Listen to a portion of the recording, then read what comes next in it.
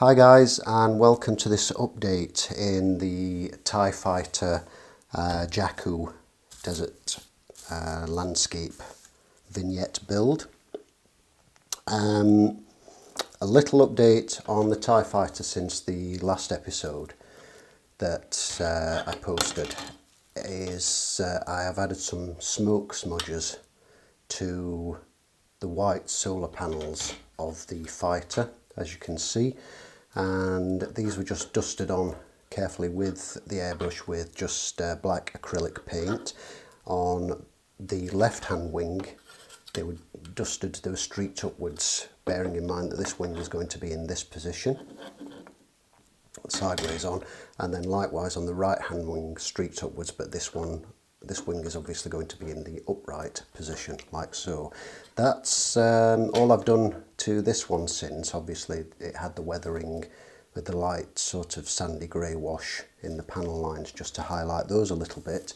And then over here I've got some wet water and some terrain glue. And the next thing I'm going to do, popping that aside, we have the base here, which currently is glaring white, and in the slots where the wings are going to fit I've just applied some tissue paper. And the next step, it's got some sides which are just paper which are going to be painted. I'm going to keep this base relatively simple. Next step, I'm going to take a flat brush like so, and I'm just going to paint a coat of PVA over the entire base and sprinkle on some Scenic sand, which was purchased from eBay and looks, well, like sand.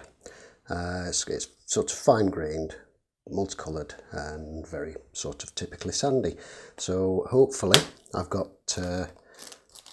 two of those. Well, it came in a bag which it lost a bit. It's supposed to be 75 grams. Unfortunately it did lose a bit in transit.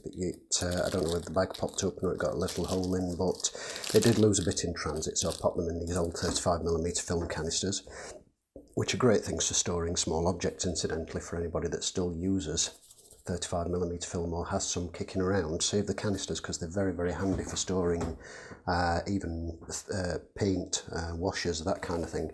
So that's the next step.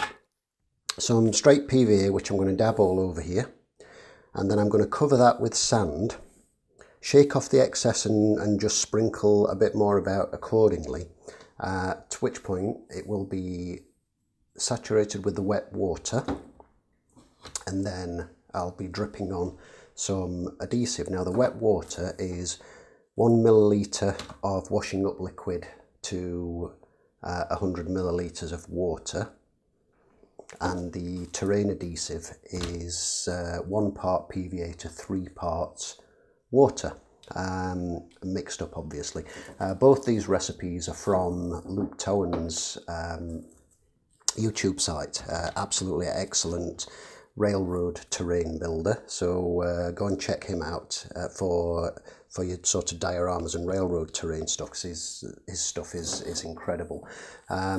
So that's where I've gotten those from, and I'll be using that to fix the sand onto this diorama base, and then I will be doing a little bit of airbrushing onto the sand once it's all set, just to add a few sort of more burn streaks and that kind of thing, but I won't be going too mad. And as you can see, it's sat on a plastic tray, so that any sand that does spill off I should be able to recover and reuse. So we'll be back in a moment.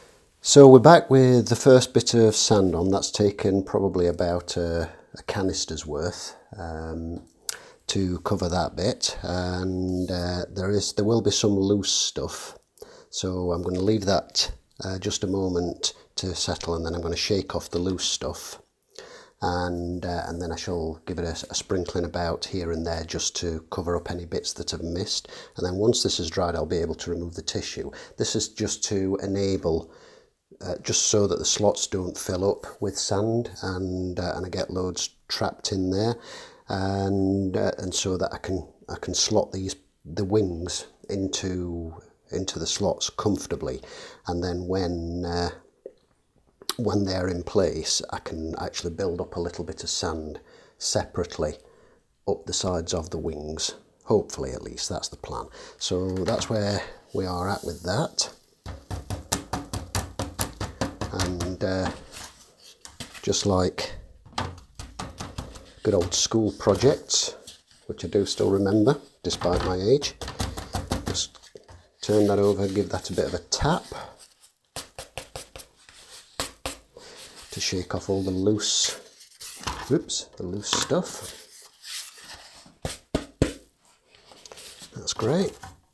And I'm going to shake all that to one side, and that should allow us to recover a respectable amount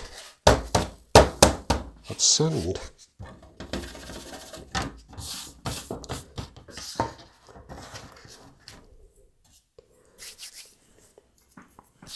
So the next step, I'm just going to sprinkle a little bit more, cover the edges that I've missed, and just generally layer up a little bit more in the places that need it. I'm actually going to scoop a little bit out of that hollow there, simply because that's where the ball of the cockpit of the TIE Fighter is going to sit, so I don't want too much in there so it doesn't affect the way that it sits, because I've carved that out to fit.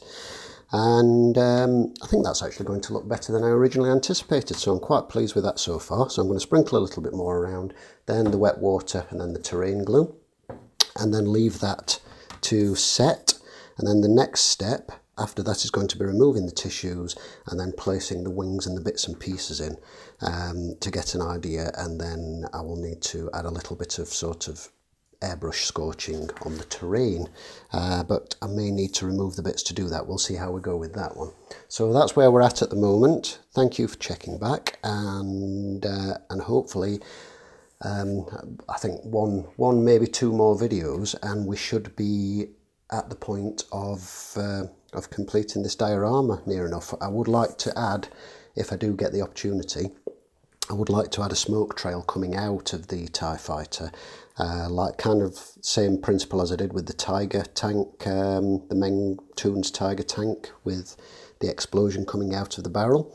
So if I get the chance to, I'd like to do that. We'll see how that goes, and we'll take it from there. So thanks for tuning in. I hope you enjoyed this, and we'll see you in the next video.